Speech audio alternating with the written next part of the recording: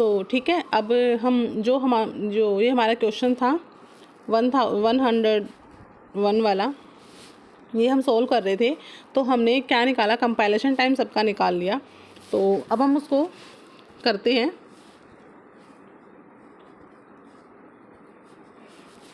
तो compilation time कितना आया, अगर मैं P1 का कंपाइलेशन टाइम देखूं तो अभी हमारा कितना आया था कंपाइलेशन टाइम, P1 का आया था 20, P2 का आया था 8, P3 का आया था 5, P4 का आया था हमारा 40 और P5 का आया था 12। ठीक है, तो ये हमारा कंपाइलेशन टाइम आया था। अब हम टर्न अराउंड टाइम निकालेंगे। तो टर्न अराउंड टाइम क्या होता है, compilation time minus arrival time, total कितना टाइम उसने मेमोरी में सिस्टम में स्पेंड किया है, वो होता है टर्न अराउंड टाइम। तो कंपाइलेशन टाइम 20 था और अराइवल टाइम P1 का क्या है, 0 है, तो 20 माइनस 0 20। ठीक है, P2 का भी अराइवल टाइम 0 है, कंपाइलेशन टाइम 8 है, तो 8 माइनस 0 8।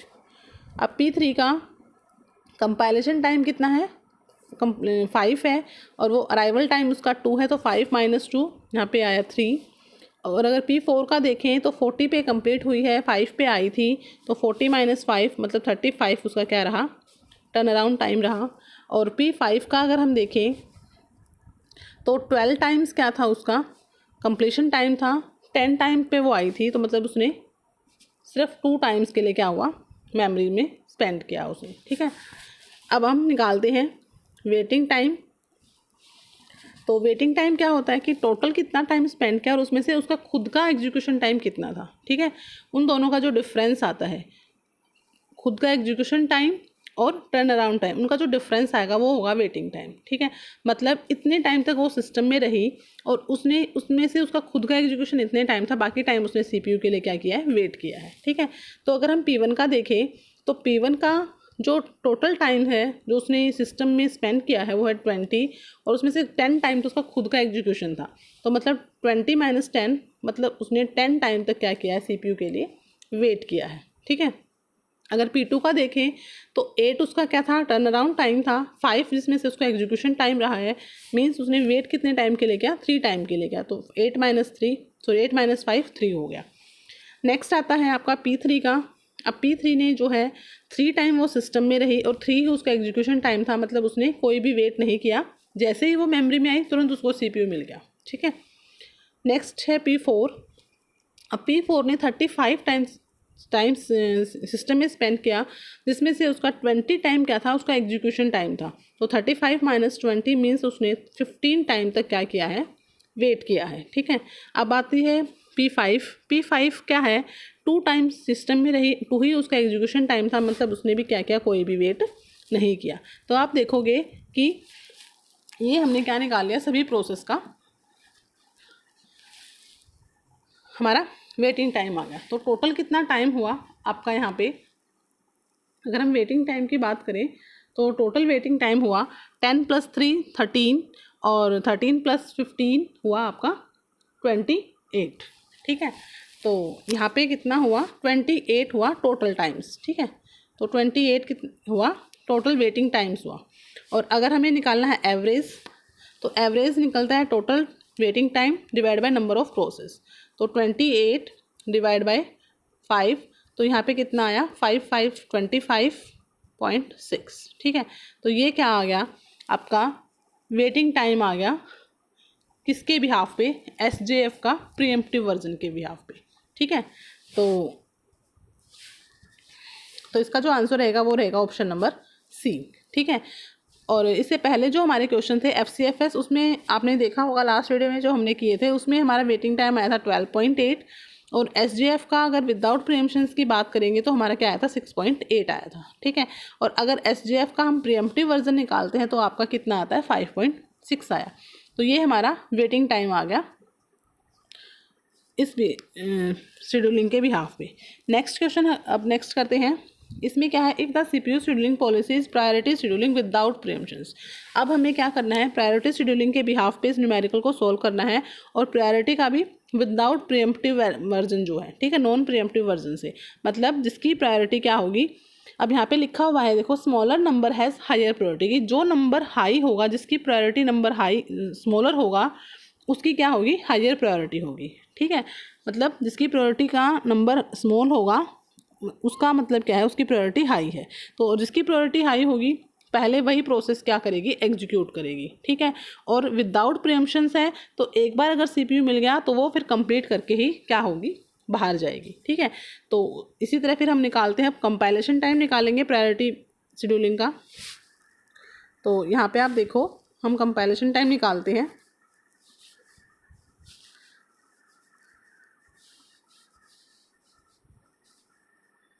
तो वही 0 टाइम पे आपके मेमोरी में P1 और P2 दोनों आ चुकी हैं।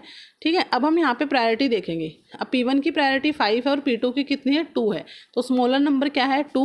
इट मीन्स P2 की क्या है, प्रायोरिटी हाई है। ठीक है, तो सबसे पहले कौन एग्जीक्यूट होगा, आपका P2 एग्जीक्यूट होगा। ठीक है, और P2 का एग्जीक्यूशन टाइम कितना है, 5 टाइम है। ठीक है, नॉन प्रीएम्पशंस की बात कर रहे हैं, तो अगर एक बार P2 को CPU मिल गया तो वो अपना कंप्लीट करेगी, तो उसका एग्जीक्यूशन टाइम 5 है। तो मतलब 0 से लेके 5 टाइम तक आपका कौन एग्जीक्यूट होगा, P2 एग्जीक्यूट करेगा। ठीक है, नेक्स्ट अब देखो 5 टाइम तक आपकी मेमोरी में P2 तो अपना कंप्लीट करके जा चुकी है।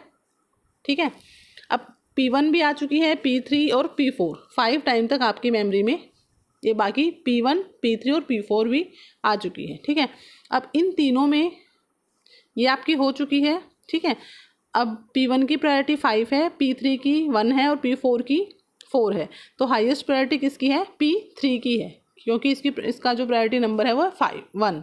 तो अब कौन एग्जीक्यूट होगा, आपका P3 एग्जीक्यूट होगा। ठीक है, अब जब P3 को CPU मिला है तो P3 का जो एग्जीक्यूशन टाइम है वो है 3 टाइम है। मतलब नेक्स्ट जो 3 टाइम्स तक कौन एग्जीक्यूट करेगा, आपका P3 एग्जीक्यूट करेगा। ठीक है, अब P3 भी अपना एग्जीक्यूशन कंप्लीट कर चुकी है। अब टाइम कितना हो चुका है, 8। अब 8 टाइम तक आपकी मेमोरी में कौन है, सिर्फ P1 है और P4 है। P5 10 टाइम पे आई है, तो P1 और P4, अब इन दोनों में हाईएस्ट प्रायोरिटी किसकी है, P4 की है। ठीक है, तो अब कौन एग्जीक्यूट होगा, आपका P4 एग्जीक्यूट होगा। अब CPU किसको मिलेगा, P4 को मिलेगा। ठीक है, अब जैसे ही CPU P4 को मिला, उसने अपना क्या किया, अपना कंप्लीट एग्जीक्यूशन किया। कंप्लीट करने का मतलब उसका जो 20 टाइम्स का जो था, उसने 20 टाइम्स तक क्या किया है, अपना एग्जीक्यूशन किया है।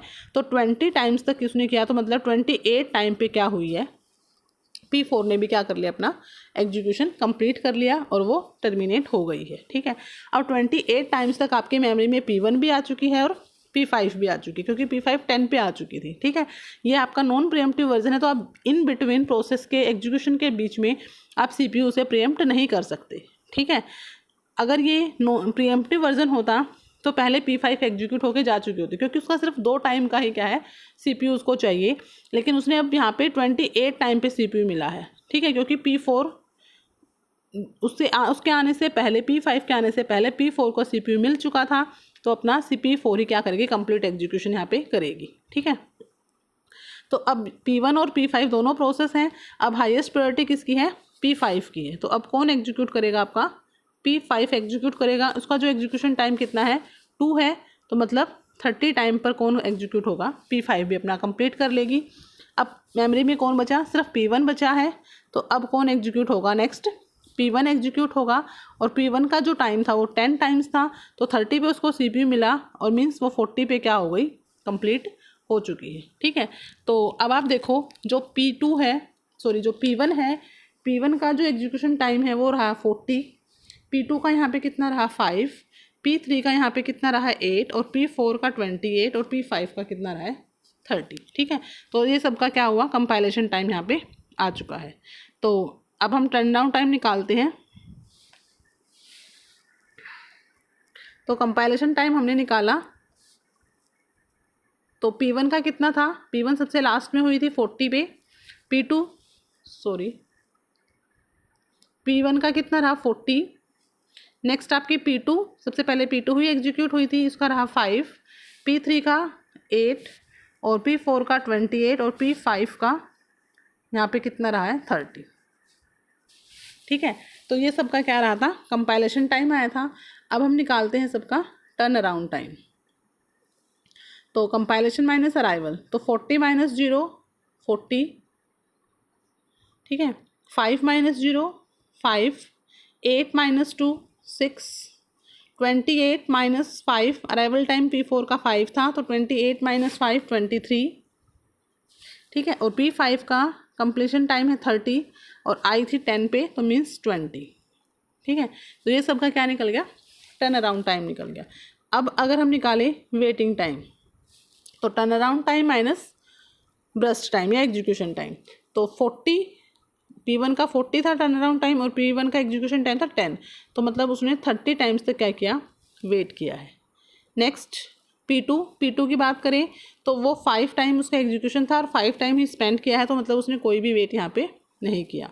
अब P3 का एग्जीक्यूशन टाइम कितना था, 3 था, ठीक है। और आई की उसने टाइम कितना स्पेंड किया, 6 टाइम स्पेंड किया, तो 6 माइनस 3 यहाँ पे हुआ 3। अब P4 का देखें तो execution time completion time return around time कितना है, 23 है, जिसमें से उसका 20 टाइम्स तो क्या रहा, उसका खुद का एग्जीक्यूशन रहा है, ठीक है ना। तो उसने कितना वेट किया, 3 टाइम तक उसने यहाँ पे वेट किया। नेक्स्ट हम देखते हैं P5 का, तो P5 का यहाँ पे देखें तो 20 उसका टर्न डाउन टाइम था, उसमें से 2 उसका वो था, तो इसने मतलब 18 टाइम तक क्या किया है, वेट किया है।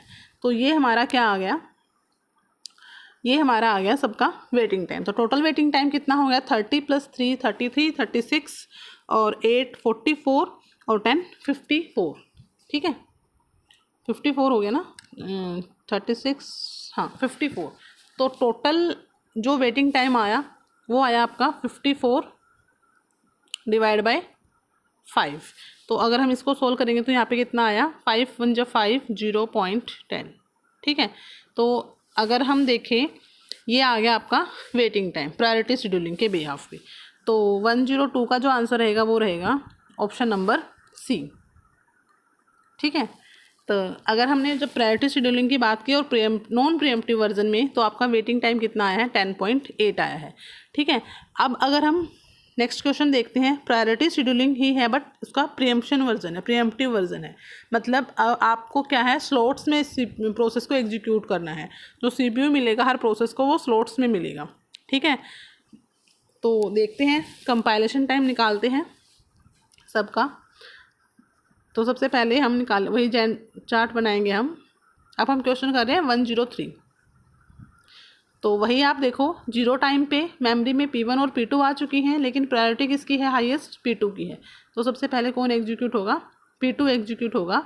लेकिन ये कौन सा वर्जन है, प्रीएम्प्टिव वर्जन है, तो 1 स्लॉट्स के लिए ही जाएगा।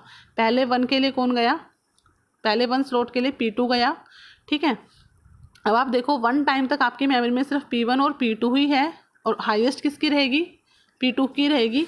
तो मतलब नेक्स्ट जो स्लॉट्स होगा 1 2 भी कौन एग्जीक्यूट होगा, P2 ही एग्जीक्यूट होगा, ठीक है।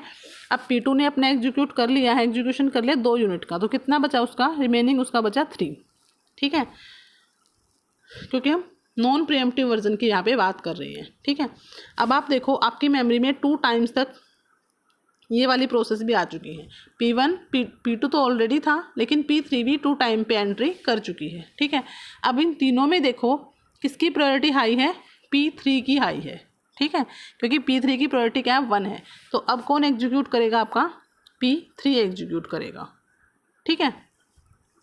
अब P3 चला, नेक्स्ट जो स्लॉट होगा 2 2 3 वो कौन चलेगा, P3 को मिला। अब 3 टाइम पे भी कोई CPU में नहीं आया, P4 5 टाइम पे आया है, ठीक है। तो इस 5 टाइम तक आपकी मेमोरी में सिर्फ P1 P2 और P3 ही मेमोरी में रही और हाईएस्ट किसकी रही, P3 की ही प्रायोरिटी है, तो अब P3 ही कंटिन्यू करेगी। तो P3 कितने टाइम तक चलेगी, देखो अलग अलग कर लेते हैं। इस टाइम पे P3 ने किया अपना, ठीक है। नेक्स्ट भी आपका यहाँ पे कौन हुआ, P3 ही हुआ, ठीक है। और नेक्स्ट स्लॉट में भी आपका कौन चला, P3 ही चला, क्योंकि P3 की प्रायोरिटी क्या है, हाईएस्ट है। तो नेक्स्ट जो स्लॉट्स थे उसमें हमारा P3 एग्जीक्यूट हुआ है, ठीक है। तो अब आप देखो 5 टाइम पे तो P3 का कितना एग्जीक्यूशन, 3 टाइम था, तो उसने तीनों टाइम अपना एग्जीक्यूट कर लिया, तो इट मीन्स P3 जो है अपना लेके कंप्लीट करके जा चुकी है, ठीक है। अब P3 चली जा चुकी है, अब बचा अब 5 टाइम पे आपकी मेमोरी में P4 भी आ चुकी है, ठीक है। P3 तो चली गई। देखो जब तक कोई नई प्रोसेस नहीं आएगी तब तक P3 की प्रायोरिटी हाई रहेगी, ठीक है, क्योंकि P3 की प्रायोरिटी 1 है। अब और कोई प्रोसेस जब तक नई प्रोसेस नहीं आती तब तक हमें नहीं पता चलेगा उसकी प्रायोरिटी हाई रहेगी या लो रहेगी, तो तब तक हमारी वो P3 ने ही क्या किया, कंटिन्यू किया है, ठीक है। तो 5 टाइम तक आपकी जो है P3 ने कंप्लीट किया अपना एग्जीक्यूशन और वो टर्मिनेट हो गई। अब 5 टाइम पे आपकी मेमोरी में P1 भी आ चुकी है, P2 भी आ चुकी है और P4 भी आ चुकी है। अब इन तीनों में देखो किसकी प्रायोरिटी हाई है, P2 की हाई है, ठीक है। तो P2 की हाई है, तो नेक्स्ट अब जो CPU मिलेगा वो किसको मिलेगा, वो P2 को मिलेगा, ठीक है। तो 5 टाइम पे यहाँ पे लिख देती हूँ, चलो P2 को मिला, तो एक टाइम तक उसने क्या किया, अपना एग्जीक्यूशन किया, ठीक है। अब P3 का कितना रिमेनिंग रहता है, P2 का कितना रहता है, 3 टाइम्स रहता है, तो उसने 1 टाइम और अपना एग्जीक्यूट कर लिया, तो अब इसका P2 का कितना रहेगा, 2 टाइम का एग्जीक्यूशन रहेगा, ठीक है। अब 6 टाइम पे भी कोई नई प्रोसेस मेमोरी में नहीं आई, तो 6 जो स्लॉट नेक्स्ट जो स्लॉट होगा उसमें भी आपका P2 ही क्या करेगा, अपना एग्जीक्यूशन करेगा। अब P2 का कितना एग्जीक्यूशन रह चुका है, 1 रह चुका है, ठीक है। अब नेक्स्ट भी कोई नई प्रोसेस नहीं आई है 7 टाइम पे भी, तो अब भी आपकी कौन एग्जीक्यूट होगी, P2 ही एग्जीक्यूट होगी, और टाइम कितना हो गया यहाँ पे, 8 टाइम हो चुका है, ठीक है। तो मतलब अब इसका टाइम कंप्लीट हो गया, तो मतलब P2 भी अब आपकी मेमोरी में से जा चुकी है। अब टाइम कितना हो चुका है, 8, ठीक है। अब 8 टाइम तक आपकी मेमोरी में सिर्फ P1 है और P4 है, 2 ही प्रोसेस है। अब इनमें हाईएस्ट प्रायोरिटी किसकी है, P4 की है। P1 की 5 है और P4 की 4 है, तो हाईएस्ट किसकी रही, P4 की। तो नेक्स्ट जो स्लॉट्स होगा उसमें कौन एग्जीक्यूट करेगा, आपका P4 एग्जीक्यूट करेगा, ठीक है। अब जब P4 एग्जीक्यूट कर रहा है तो P4 का वन टाइम तक उसने 1 स्लॉट्स के लिए P4 एग्जीक्यूट हुआ 8 to 9 में, फिर 9 to 10 में भी आपका कौन एग्जीक्यूट हुआ, P4 ही एग्जीक्यूट हुआ, ठीक है। तो 10 टाइम तक 2 यूनिट उसने अपनी P4 ने कंप्लीट कर ली, तो इसका अब कितना रह गया, P4 का यहाँ पे 18 रहेगा। अब 10 टाइम पे मेमोरी में कौन आ गया, आपका P5 भी आ चुका है, ठीक है। अब जब कोई नई प्रोसेस आती है तो फिर हम चेक कर दें कि किसकी प्रायोरिटी हाई है, क्या उसकी प्रायोरिटी हाई है जो नई प्रोसेस आई है या फिर उसकी लो है। तो जब P5 भी आ चुका है तो अब किसकी प्रायोरिटी हाई है, अब आप देखो P4 की 4 और P5 की 3 है, तो अब हाईएस्ट प्रायोरिटी किसकी है, P5 की है, ठीक है। तो नेक्स्ट कौन एग्जीक्यूट करेगा, P5 एग्जीक्यूट करेगा, ठीक है। तो जब P5 एग्जीक्यूट कर रहा है तो अब इसका टाइम कितना है, 2 टाइम है। अब नेक्स्ट जो स्लॉट्स होगा 11 या 12, दोनों स्लॉट्स में आपका कौन एग्जीक्यूट करेगा, P5 एग्जीक्यूट करेगा, ठीक है। क्योंकि उसका 2 ही स्लॉट्स था, 2 स्लॉट्स तक क्या कोई नई प्रोसेस मेमोरी में नहीं आई तब तक, तो मतलब P5 भी क्या करेगा, कंटिन्यू करेगा, और 12 पे भी क्या है, P5 भी अपना मेमोरी में से जा चुका है कंप्लीट करके। अब हमारे पास बचा P1 और P4। अब हाईएस्ट प्रायोरिटी दोनों में किसकी है, P4 की है, ठीक है। तो अब कौन एग्जीक्यूट करेगा, आपका P4 एग्जीक्यूट करेगा, ठीक है। और P4 देखो अब सिर्फ मेमोरी में नई प्रोसेस तो कोई नहीं आ रही, ठीक है। अब सिर्फ P1 और P4 ही मेमोरी में है और हाईएस्ट प्रायोरिटी P4 की, तो कौन एग्जीक्यूट करेगा, कंटिन्यू P4 ही करेगा। अब P4 का टोटल कितना टाइम है, 18 टाइम है, 18 टाइम रिमेनिंग है, क्योंकि 2 टाइम्स से बीच में आपका वो अपना कंप्लीट कर चुकी है, तो 18 टाइम मतलब 30 टाइम्स तक आपका यहाँ पे P4 ही क्या करेगा, एग्जीक्यूट करेगा, ठीक है। अब ये भी अपना कंप्लीट करके जा चुकी है। अब हमारे पास कौन बचा, सिर्फ P1 बचा है मेमोरी में, तो अब कौन जाएगा, P1 जाएगा। तो अब P1 का कितना हो जाएगा, 30 to 40, मतलब 10 टाइम्स का एग्जीक्यूशन टाइम था। अब P4 ने क्या कर लिया, अपना टाइम कंप्लीट कर लिया, ठीक है। तो अब आप देखो यहाँ पे P1 का एग्जीक्यूशन टाइम कितना रहा, 40 रहा, कंपाइलेशन टाइम सॉरी। और P2 कहाँ पे कंप्लीट हुई है, आप देखो P2 हमारी यहाँ पे हुई है, P2 यहाँ पे हुई है 8 पे, ठीक है। P2 ने अपना कंप्लीशन कब किया है, 8 पे किया है, ठीक है। और अगर हम P3 का देखें तो P3 का एग्जीक्यूशन टाइम कितना, कंपाइलेशन टाइम कितना रहा है, 5 पे रहा है। P2 का हो गया, P3 का हो गया, P4 ने अपना कंप्लीट किया है, यहाँ पे किया है 30 पे, और P5 ने अपना एग्जीक्यूशन कंप्लीट किया है 12 पे, ठीक है। तो ये सबके क्या आ गए, कंपाइलेशन टाइम आ गए। तो हम इसको टेबल के फॉर्म में ही लिख लेते हैं। तो कंपाइलेशन टाइम हम लिखते हैं, P1 का कितना रहा, P1 सबसे लास्ट में हुई है 40, P2 का 8 रहा, P3 का 5 रहा, और P4 का 30 और P5 का 12, ठीक है। तो अब हम टर्न अराउंड टाइम निकालेंगे। तो वही compilation time minus arrival time. तो 40 माइनस 0 0, 8 माइनस 0 0, 5 माइनस 2 3 और 30 माइनस 30 है ये, 30 माइनस 5 25 और 12 माइनस 10 2। ठीक है, तो ये आपकी क्या हुई टर्न अराउंड टाइम है कि टोटल कितना कितना टाइम स्पेंड किया है हर प्रोसेस ने सिस्टम में। अब अगर बात करें वेटिंग टाइम की, तो वेटिंग टाइम देखो, गलती यहाँ पे कर दी, इसका 40 आएगा, 40 माइनस 0 इसका 8 आएगा, 8 माइनस 0 8 और 40 माइनस 0 40 और 5 माइनस 2 3 और 30 माइनस 5 25 ठीक है। हाँ, तो वेटिंग टाइम देखो, अब CPU ने कितना वेटिंग टाइम वेट किया है, 40 उसका टर्न अराउंड टाइम था, 30 इसमें उसका खुद का एग्जीक्यूशन था, मीन्स 30 टाइम CPU ने क्या किया, प्रोसेस P1 ने क्या किया, वेट किया। नेक्स्ट P2 का देखें तो 8 टाइम टोटल स्पेंड किया है, उसमें से 5 उसका खुद का एग्जीक्यूशन था, तो मतलब 3 टाइम तक उसने क्या किया, वेट किया है। नेक्स्ट आपका आया P3 ने क्या किया, 3 टाइम्स टोटल स्पेंड किया, 3 उसका खुद का एग्जीक्यूशन था, मतलब उसने कोई भी वेट नहीं किया, जैसे ही वो मेमोरी में आई उसको CPU मिला, उसने अपना एग्जीक्यूशन कंप्लीट किया और वो टर्मिनेट हो गई।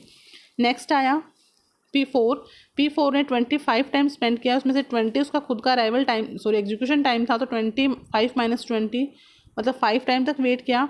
और अगर P5 का देखें तो उसने भी कोई वेट यहाँ पे नहीं किया। ठीक है, तो यहाँ पे आप देखोगे जो आपका आएगा टोटल कितना आया, 30 प्लस 3 33 एंड 38 आया। ठीक है, तो 38 यहाँ पे आया है।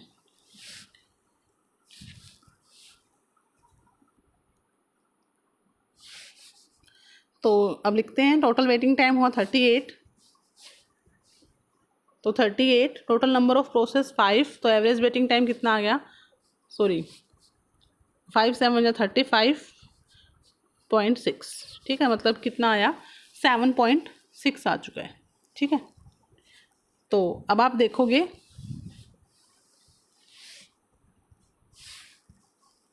तो इसका जो आंसर रहेगा वो रहेगा 7.6। ठीक है, तो ये हमने किया, सारी की सारी जो शेड्यूलिंग एल्गोरिथम्स थी उसके बिहाफ पे हमने इस न्यूमेरिकल को सोल्व किया। ठीक है, तो देखो FCFS से हमारा वेटिंग टाइम आया था 12.8 जो हमने लास्ट वीडियो में किया था। SJF का हमारा आया था हमारा 6.8। ठीक है, SJF का विदाउट प्रीएम्प्टिव मैनर था। ठीक है, और SJF का प्रीएम्प्टिव मैनर इसका हमारा आया था 5.6। ठीक है, और एक बात और, जो SJF का प्रीएम्प्टिव वर्जन था उसको हम बोलते हैं SRTF। ठीक है, जो हमारी SJF है शॉर्टेस्ट जो फर्स्ट, उसी का प्रीएम्प्टिव वर्जन है उसको हम बोलते हैं शॉर्टेस्ट रिमेनिंग टाइम फर्स्ट। ठीक है, और अगर जब हमने प्रायोरिटी शेड्यूलिंग वाला किया था तो प्रायोरिटी शेड्यूलिंग का भी अगर विदाउट प्रीएम्प्शन किया था तो हमारा जो एवरेज टाइम आया था वो आया था 10.8, और अब हमने जो प्रायोरिटी शेड्यूलिंग की है प्रीएम्प्टिव वर्जन के साथ उसका आया हमारा 7.6। ठीक है, तो ये हमने किया, सभी एल्गोरिथम्स से इस न्यूमेरिकल को सोल्व किया। अक्सर पेपर में ऐसे क्वेश्चंस आते हैं, किसी भी शेड्यूलिंग के बेस पे आपसे वेटिंग टाइम पूछ सकता है, टर्न अराउंड टाइम पूछ सकता है। ठीक है, तो यहाँ पे हमने ये टॉपिक भी कवर कर लिया और साथ में एक न्यूमेरिकल भी यहाँ पे सोल्व कर लिया कि हमें कैसे कैसे सोल्व करना है। ठीक है, आपसे पूछा जाता है सिर्फ टर्न अराउंड टाइम या फिर वेटिंग टाइम, इन दोनों में से पूछा जाता है, तो उसके लिए आपको पहले कंपाइलेशन टाइम निकालना पड़ता है, फिर आपका टर्न अराउंड टाइम आता है और फिर आपका वेटिंग टाइम आता है। ठीक है, तो आई होप आपको वीडियो अच्छी लगी होगी। ठीक है, और ये जो टॉपिक है CPU शेड्यूलिंग वाला वो आपको क्लियर हुआ होगा। अगर कोई डाउट है तो प्लीज़ कमेंट बॉक्स में डाल देना, और अगर वीडियो अच्छी लगी तो प्लीज़ लाइक करना, चैनल पे नए हो तो सब्सक्राइब करना। मिलते हैं एक और नए टॉपिक के साथ, तब तक के लिए बाय बाय।